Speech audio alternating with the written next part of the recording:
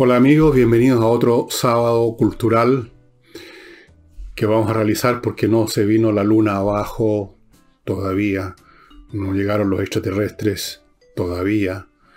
Así es que yo me tomo este día como cualquier otro a pesar de que estemos encima ya del plebiscito. Tal como les dije, lo iba a hacer igual mi sábado. Así que vamos a eso. Ustedes que se preguntarán al ver el título o los memes, ¿qué diablos es eso? Bueno, permítanme contarles una historia.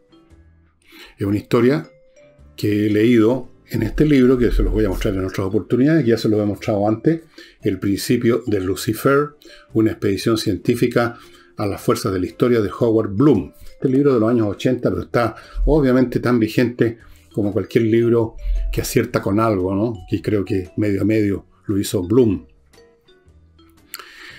En alguna parte de este libro, a propósito del tema que está desarrollando, nos cuenta una historia que contaba un antropólogo en un libro que no lo noté cuál era, pero da lo mismo. Un antropólogo haciendo una investigación en la India llegó a una zona donde, muy alejada de lo que llamémoslo la civilización,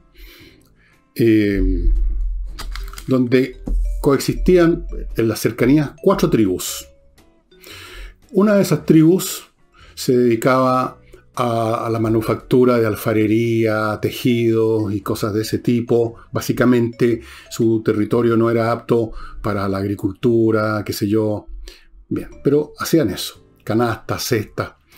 Otra tribu estaba justo a la orilla de un río, me imagino el Ganges o algún otro, o algo así, y tenían acceso a los frutos del agua, o sea, los peces que andan en los ríos, o algo así. Tenían esa actividad. Pues si ustedes quieren, estaban al borde del mar. Me da lo mismo. Se dedicaban a la pesca. Una tercera tribu era agrícola. Vivían en un territorio donde era posible dedicarse a eso. Y había una cuarta tribu que no hacía absolutamente nada. Nada. Estaban echados para atrás. Estas tribus vivían en paz, coexistían tranquilamente, intercambiaban sus bienes de la siguiente forma. Como es conocido y ha sido estudiado por la antropología, en ciertos niveles, en ciertas sociedades, el intercambio no se produce fríamente en una especie de mercado, en una plaza pública, abiertamente, yo te doy esto y tú me das esto, sino que toma la forma de la fiesta y el regalo. Es decir, una tribu se desplazaba al dominio de la otra, donde estaba su caserío, sus chozas, lo que fuera, se armaba una fiesta.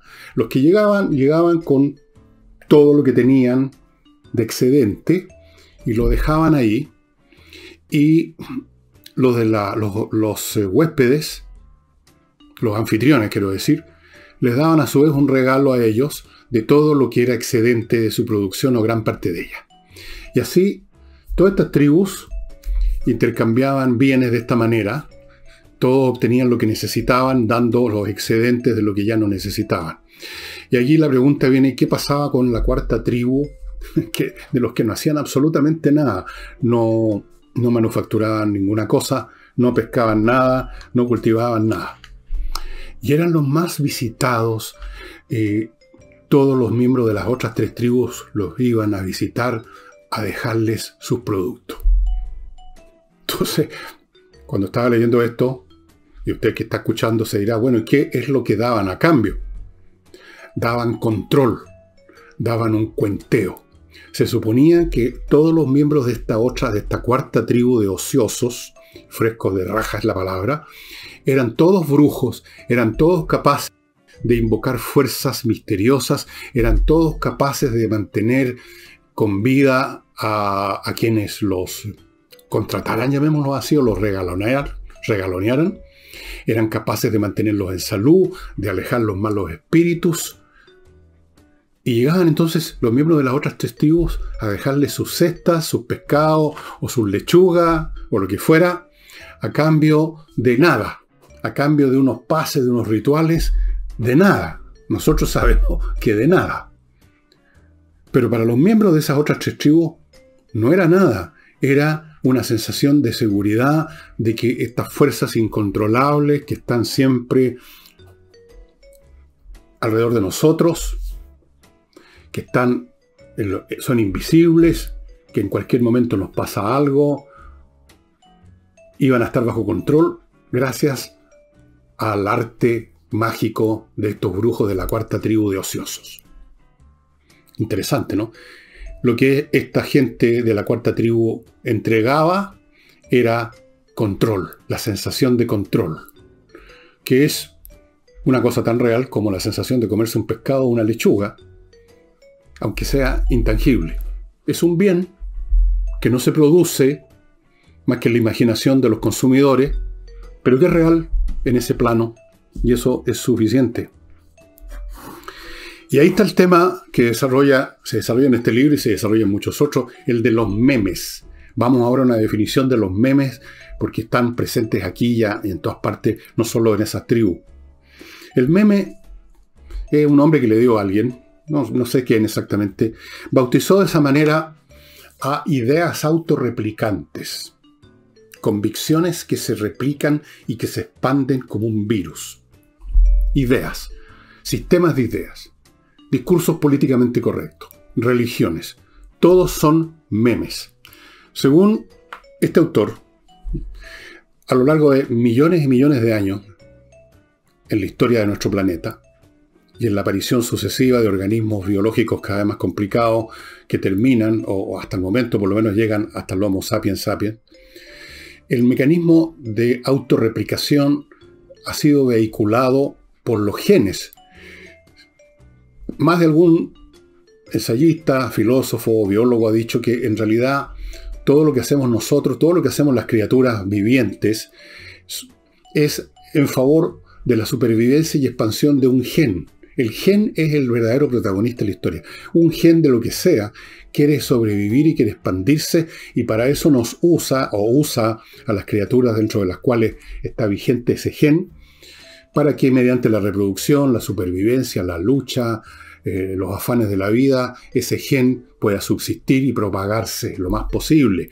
Pero, dice Bloom, llegó un momento cuando aparece el ser humano y por lo tanto aparece esta otra entidad que son las sociedades, que son superorganismos. No son cosas tangibles. Nadie puede tocar una sociedad, es un sistema de relaciones y las relaciones no tienen sustancia. Por ejemplo, la relación espacial no tiene sustancia. La distancia que hay entre este lápiz y el micrófono que está aquí es real, la distancia, pero no se puede tocar. Es una relación en el espacio y en el tiempo. Y en estos superorganismos, dice Bloom, y seguramente otros autores, el nuevo mecanismo y muy efectivo de autorreplicación y de expansión es el meme. La idea que se instala en una mente primero, se desarrolla en una mente porque no vienen del aire, y en ciertas condiciones captura la atención de otras, se expande y a partir de ahí genera órdenes sociales, conductas, comportamientos, valores, movimientos, guerras, matanzas, lo que sea.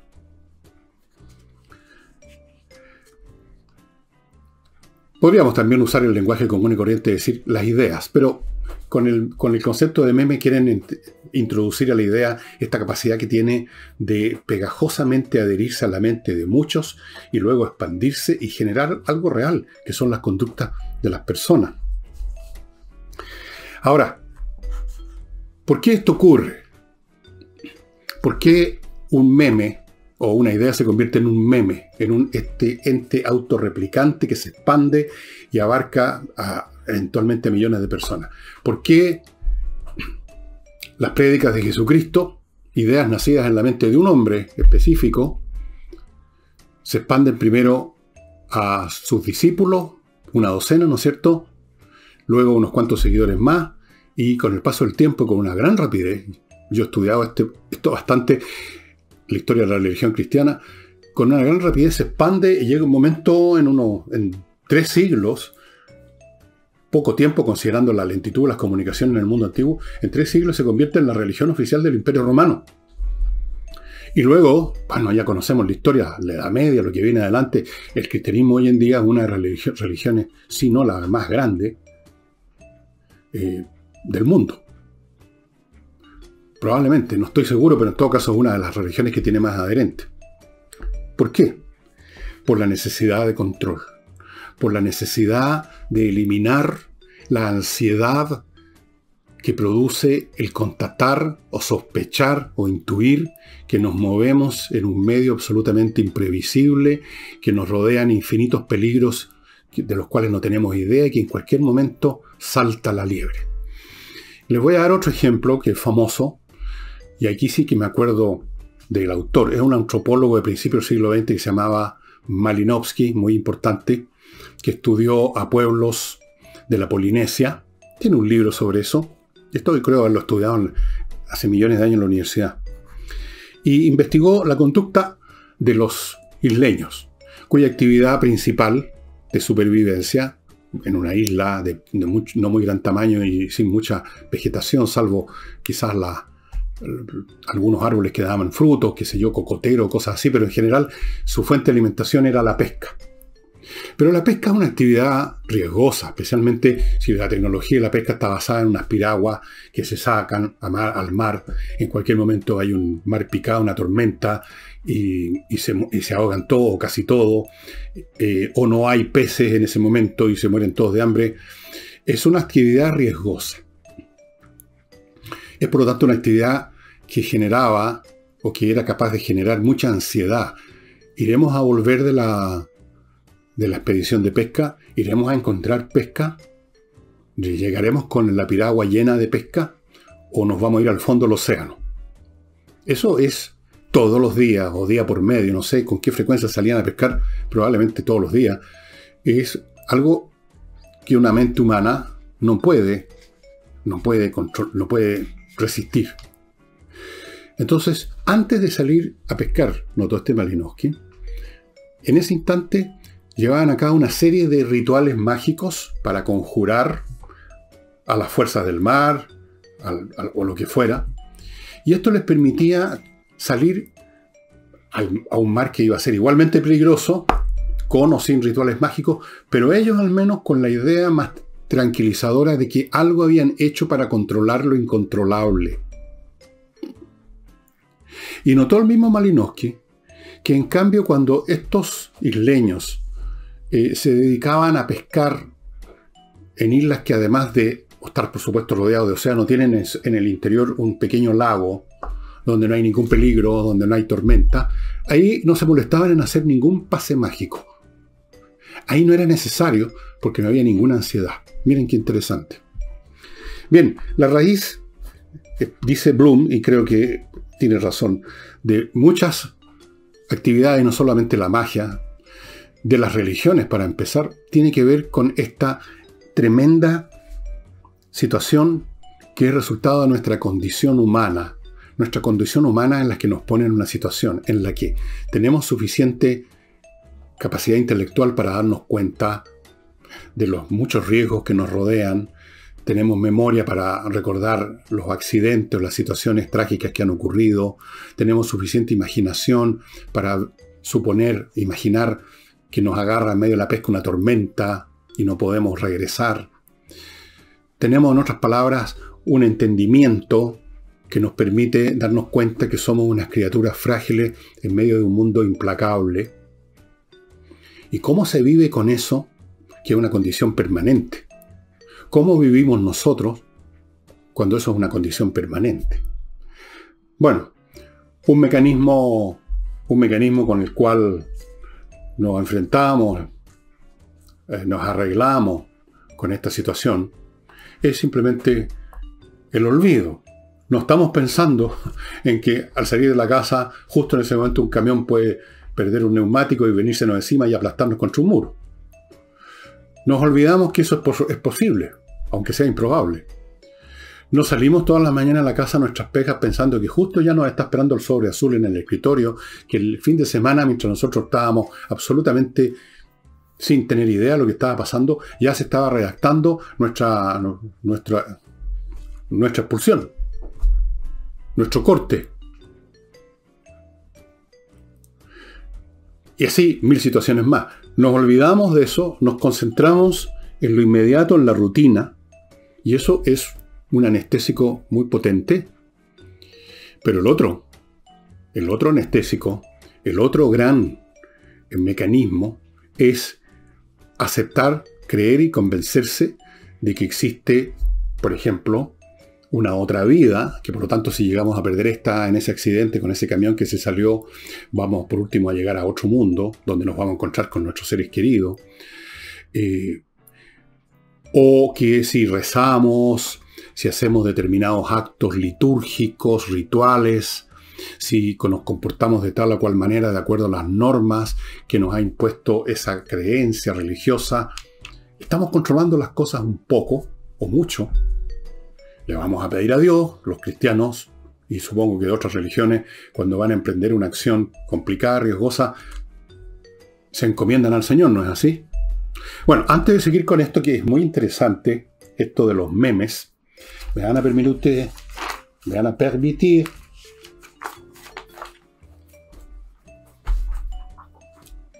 recordarles un par de cosas. Por supuesto, a propósito del olvido, siempre olvido dejar esto a mi lado aquí, o casi siempre. Oxinova, este producto, estimados amigos, que es un sobre con un polvito que usted mezcla en 1 litro de agua, en 1 hora o algo así se convierte en una colonia de bacterias, y estas colonias de bacterias se ponen en la servilleta, y si quieren comer las bacterias del mal olor, usted echa esto, por ejemplo, en un pozo séptico, en el fregadero de la cocina, en el water, en la cámara de la casa, allí donde se acumula material orgánico, allí donde empieza a salir mal olor, y se acabaron los problemas. Santo remedio, muy rápidamente, y sin que usted esté destruyendo las cañerías con ácidos, con soda cáustica y cosas por el estilo que no sirven de nada. No sirven de nada. Este producto fue desarrollado en Estados Unidos hace unos 15 o 20 años, fue tremendamente exitoso, es tremendamente exitoso, y lo está haciendo ahora en Chile. Es realmente impresionante cómo actúa este polvito. ¿Cuánto dura el efecto? Se pregunta usted. 6 meses más o menos. Bueno, usted agarra otro sobre y repite la operación, y así, sin ningún problema. ¿Dónde se adquiere esto? En el sitio web que está apareciendo a mi derecha. No lo va a encontrar en ninguna otra parte. Continúo con Avanzar, el centro médico especialista en temas psicológicos. Es un centro médico psicológico integral que lo atiende en materias de psiquiatría para adultos, psicología para todas las edades, fonoaudiología infantil. Pues llevan a cabo evaluaciones, peritajes con test de Rorschach, evaluación neuropsicológica, etcétera. Muy importante hoy en día en que hay tanta gente, y especialmente tantos niños jóvenes con desarreglos nerviosos que un Lego no detecta, o los detecta tardíamente, cuando ya puede ser un poco difícil la recuperación y pueden ocurrir tragedias. Porque, para decirlo de frentón, la cantidad de niños de los cuales uno no tiene idea lo que les está pasando por la cabeza, que han terminado cometiendo actos irreparables, es bastante grande. Yo solo, que no me muevo en este mundo mucho, conozco ya varios casos. Así es que si usted nota cualquier cosa rara, o en usted mismo, o en su cónyuge, el Centro Médico Avanzar atiende online o presencialmente. Póngase en contacto con ellos. Y este bloque termina con inviertanusa.cl, que es la empresa en internet chileno-norteamericana que le facilita completamente su inversión en Estados Unidos, ofreciéndole 3.500 franquicias, cientos de opciones inmobiliarias para que usted escoja. Luego le abre cuenta corriente, le abre cuenta, digamos, en general en los bancos norteamericanos, le consigue préstamos ahí, le ayuda a constituir sociedades comerciales en Estados Unidos, le consigue visa residencia, si usted quiere irse para allá a trabajar su dinero en Estados Unidos. Todo en inviertanusa.cl. Como somos criaturas frágiles, entonces, que vivimos en un mundo incierto y peligroso, y más todavía en sociedades, si nos retrocedemos en el tiempo, donde el peligro incluso es diario de conseguir o no conseguir qué comer. Ahora vivimos en un mundo mucho más seguro, a pesar de todo lo que se pueda decir. Este mundo es mucho más seguro que el de antes. Pero a pesar de todo hay muchos peligros. En la vida moderna también. De accidentes, perder el trabajo, de ser desacreditado públicamente por alguien que está intrigando algo falso, pero que lo va a joder a usted en las redes sociales. Yo conozco de eso. 1000 cosas que están ocurriendo, que pueden ocurrir y de las cuales uno no tiene idea. Y cuando uno se pone a pensar en eso, viene una tremenda ansiedad. ¿Qué va a pasar mañana? ¿Con qué me van a salir ahora? ¿Quién me va a venir a atacar? ¿Qué va a pasar la próxima semana en la pega? ¿Qué ocurre si la empresa sigue con problemas y empiezan a deshacerse personal? ¿Qué pasa con esta enfermedad que me ha vuelto a reaparecer esta marquita en la piel o qué sé yo? Miles y miles de cosas de todas maneras Entonces necesitamos recuperar algún sentimiento de control. Y ahí aparecen las religiones, uno de los grandes mecanismos para obtener algún tipo de seguridad. Bueno, hay un Dios que nos quiere, que nos protege, hay un Dios al cual le podemos pedir.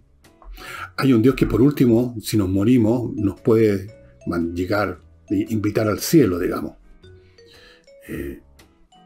Imagínense ustedes para un guerrero musulmán, en el periodo de la expansión del Islam, en el siglo VII, VIII, etcétera, todos esos siglos, se expande el Islam por todos lados, por medio de la guerra. En la guerra uno puede morir.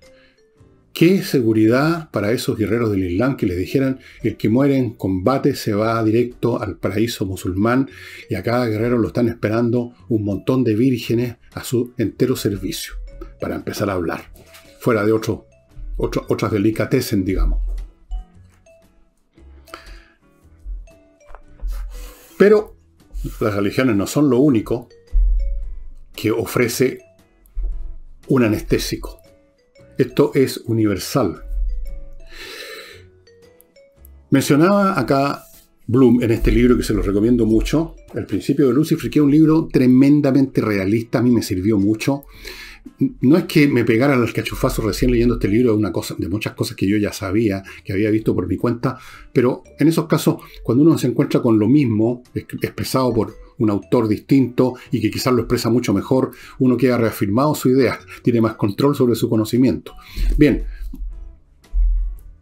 cuenta este caballero que cuando Isaac Newton desarrolló su teoría de la gravitación universal y produjo una tremenda revolución científica, filosófica, epistemológica, llamemos en el siglo XVII y de ahí para adelante. Mucha gente, incluyendo el propio Newton, creyeron que estaban yendo mucho más allá de lo que en realidad la teoría de la gravitación ofrece. La teoría de la gravitación no nos ofrece en absoluto una explicación entera del comportamiento del universo, ni mucho menos. Nos ofrece una explicación que además ha sido superada, por supuesto, acerca del comportamiento de los cuerpos materiales en ciertas condiciones que se atraen entre sí de cierta manera. Acuérdense ustedes, en proporción a sus masas e inversamente proporcional a las distancias. Es una explicación válida en un ámbito súper restringido del mundo físico que nos rodea.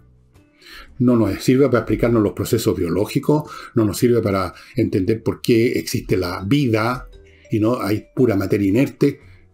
Y sin embargo, los que se deslumbraron con la teoría de Newton, que ofreció explicación a cosas que hasta ese momento no se entendían bien, creyeron que este era un modelo que les servía para apaciguar muchas de sus inquietudes y ansiedades respecto a muchas cosas, y el newtonismo dejó de ser una teoría específica respecto al comportamiento de los cuerpos y se convirtió en un modelo, en un discurso científicamente correcto que se trató de aplicar a todo, mecánicamente, por supuesto, en forma fallida y errónea.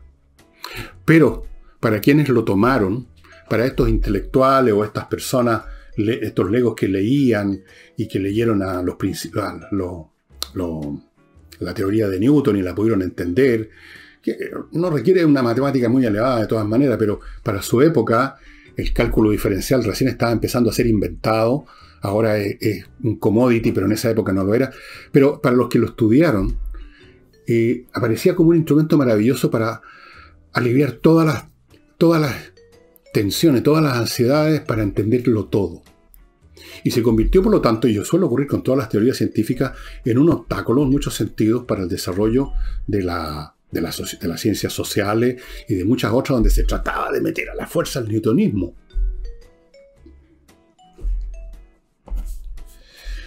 Y lo mismo pasa en un nivel mucho más rasca que la teoría de Newton con los discursos políticamente correctos como los que conocemos ahora. ¿Qué es lo que es un discurso políticamente correcto? Es un sistema de ideas bastante poco integrada, no hay nada de matemática ahí, no hay ninguna correlación lógica necesaria, sino que es un saco donde se meten toda clase de cosas que pueden tener o no tener relación entre sí, que incluso tomadas aisladamente puede ser completamente absurda o sin prueba. Por ejemplo, voy a dar un solo ejemplo, lo del calentamiento global se convirtió ya en un axioma que el calentamiento global es culpa de la acción humana. Y resulta que, científicamente hablando, todavía hay mucho debate y muchas dudas sobre si efectivamente es así. Pero da lo mismo lo que los científicos que estén fríamente estudiando los datos y la matemática del asunto digan. Ya se convirtió en parte de un discurso ambientalmente correcto, del cual derivan acciones, políticas, decisiones, y estar en contra de eso y decir, parece que tal vez no sea el hombre el que causa esto. No es ya simplemente ofrecer una tesis distinta, estimado amigo, sino que uno se convierte en un hereje, un pecador, y se produce contra uno una oleada no de rechazos argumentales, sino que de emocionales. La gente enarca la ceja y lo miran a uno como un miserable que está a sueldo de las compañías petroleras, ¿o no? Y la discusión deja de ser un civilizado intercambio de ideas científicas con números y datos a la mano a ver quién tiene la razón, sino que se convierte en una gresca. Así es. Y esto ocurre en todo orden de cosas. Esto lo pongo solo como ejemplo. Si ustedes examinan, agarran el discurso políticamente correcto, esta bolsa de gatos donde hay temas ambientales, sexuales, de género, de político, de todo, y lo examinan uno por uno, se van a dar cuenta que la cantidad de cosas que no resisten análisis, que no tienen sentido, es inmensa. Y más inmensa, y todavía en un plano superior, que no hay mucha correlación entre estos distintos elementos, que tienen que ver el medio ambiente con los transexuales, por ejemplo. Sin embargo, está todo dentro del mismo paquete, y si usted no está en sintonía con ese discurso políticamente correcto dentro de ciertos medios sociales, especialmente juveniles, hoy en día usted es un reaccionario, un fascista. Porque usted no aceptó esta meme gigante llamado discurso políticamente correcto, que sin embargo es útil para las personas que lo asumen porque les da la sensación de control. Antes no sabían nada sobre el mundo y ahora lo saben todo. Está todo explicado. ¿Por qué cambió el clima? ¿Por qué está cambiando? ¿Qué pasa con los sexos, con los géneros? Todo lo que le han dicho a usted es mentira. Esta es la verdad revelada. ¿Qué cosa más que satisface más, que tranquiliza más, que recibir una verdad revelada, ¿no? O sea, ni siquiera uno ha tenido que buscarla, hacer un esfuerzo. Se la revelaron a uno. Todo lo que uno tiene que hacer es entenderla, y ni siquiera entenderla, pues quizás no hay mucho que entender. Aceptarla. Ser parte de ella. Convertirse en feligrés.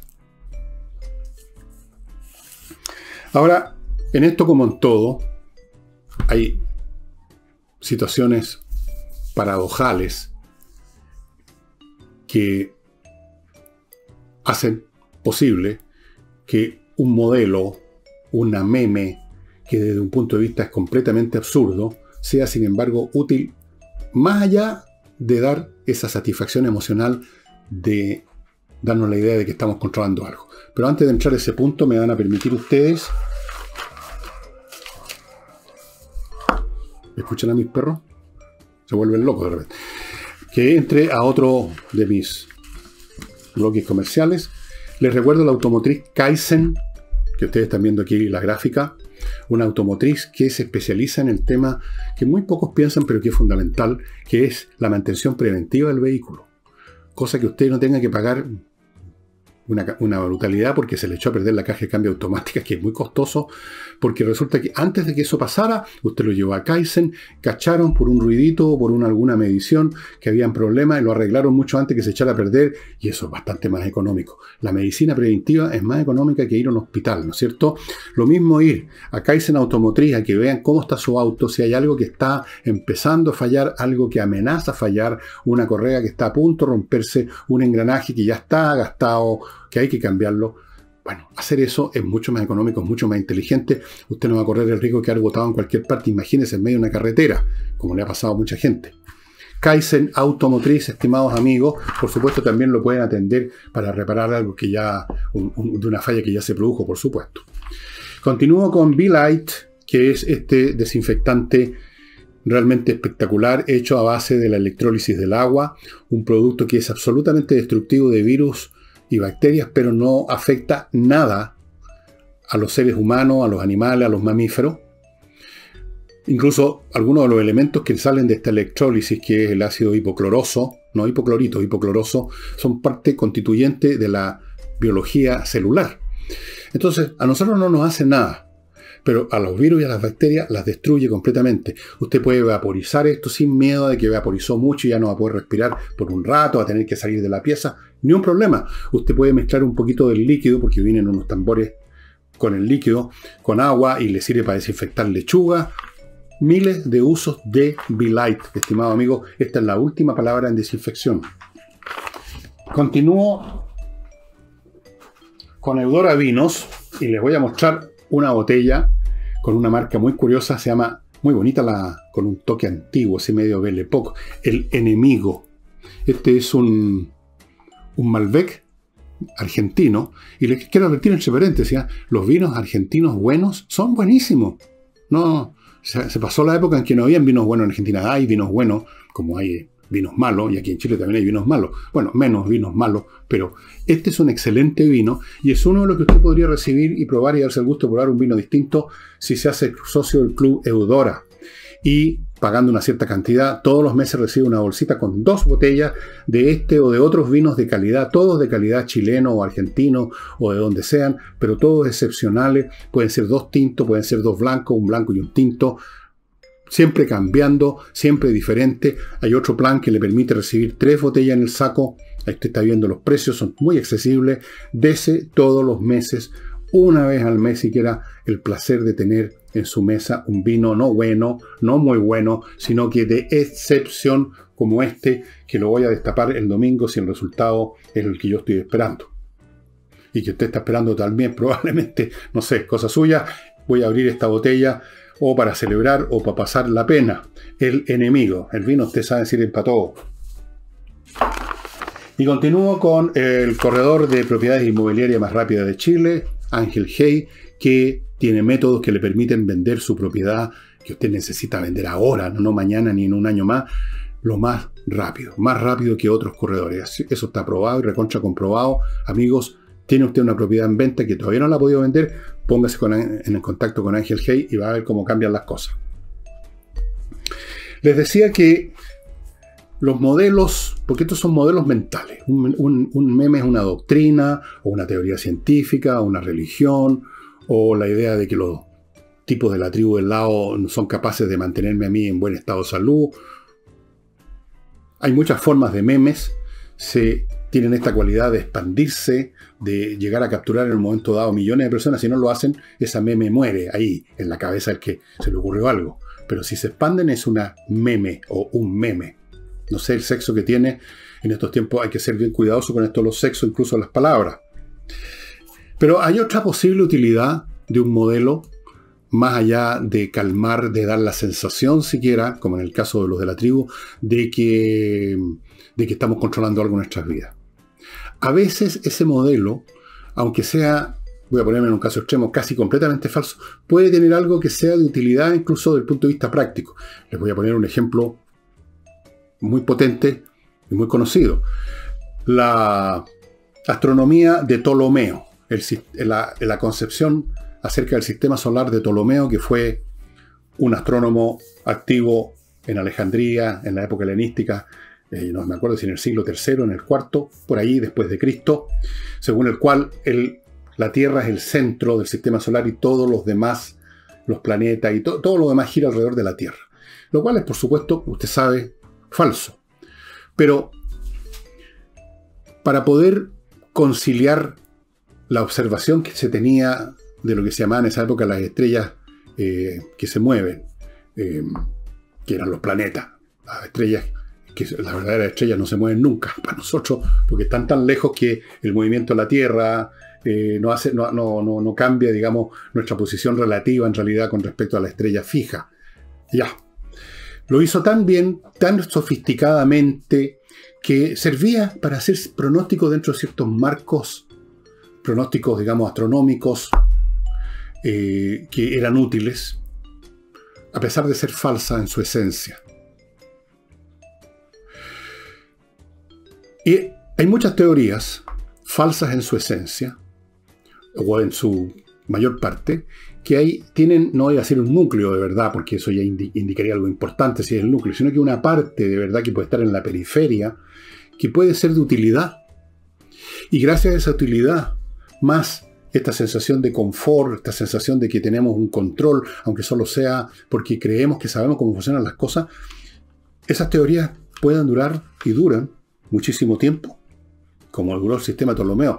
Tuvo que llegar Copérnico siglos y siglos y siglos después para decir, amigos, y lo dijo, tuvo que decirlo con cuidado para no le viniera la iglesia encima, el Sol es el centro del sistema solar, no nosotros, el Sol. Pero lo de Ptolomeo había servido todo este tiempo, todos esos siglos, de los siglos, amén.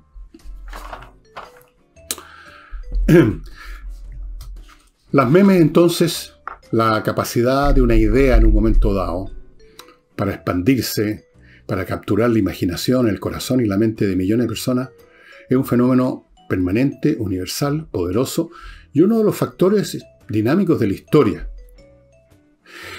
Hay muchos, o han habido muchos sociólogos, historiadores, economistas, el propio Marx, que tenían una concepción materialista de la historia, en virtud de la cual esto de la idea es una cosa vaporosa, que no tiene ni un peso, las ideas son solamente, como lo llamarían los marxistas, un epifenómeno de la realidad, lo que realmente tiene poder, digamos, causal en la historia son las fuerzas materiales, los métodos, los modos de producción, el desarrollo de esto, el desarrollo de lo demás, además. Pero eso es una manera bastante simplista de ver las cosas, porque incluso el desarrollo de las tecnologías, que es uno de los factores principales, tiene que ver con ideas que se desarrollaron en la mente, percepciones, concepciones, hipótesis, invenciones que llevan a que se materialicen en última instancia en una cosa tangible, que tiene a su vez efectos tangibles, pero todo se originó en una cabeza.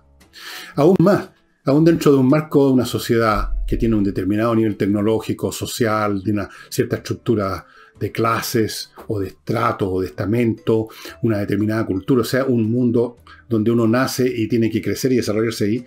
De todas maneras, dentro de eso, las posibilidades de acción son muchas. No hay un guión fijo para todos que siga, digamos, una determinada línea, tal como la gente que va escuchando una banda que toca una canción militar, van todos marchando al mismo ritmo de una determinada manera, y eso no hay manera de ponerse a bailar un rock and roll con eso. La gente actúa sobre la base de las ideas que tienen, porque son las ideas sobre el mundo lo que produce los motivos, las cosas que yo quiero, las cosas que rechazo, y son a su vez los motivos los que son los resortes de la acción humana. Entonces, dentro de un sistema cualquiera fijo, por rígido que usted lo imagine, un sistema social, por ejemplo, la sociedad faraónica, igual hay un enorme espacio para la creación de ideas, para la generación de conductas que pueden ser incluso contrarias al sistema, y para la generación de memes que tienen un efecto brutal una vez que capturan la mente de millones de personas que van a tomar acción, y esa acción va a cambiar, va a empujar ese sistema social para un lado o para el otro.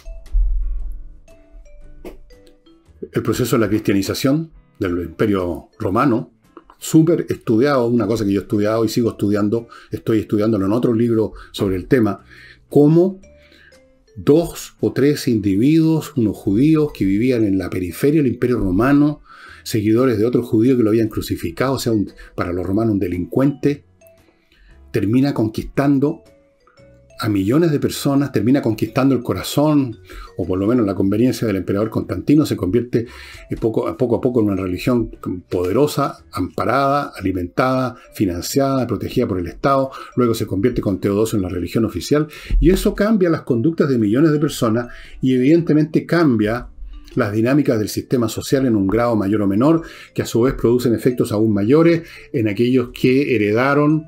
Cuando cayó el Imperio Romano, cuando se derrumbó todo eso, esos memes siguieron funcionando, las consecuencias de ese Imperio Romano cristianizado siguieron actuando y generaron a su vez nuevas consecuencias cada vez más distintas a lo que había sido el mundo pagano. ¿Y esto por qué? Por un meme.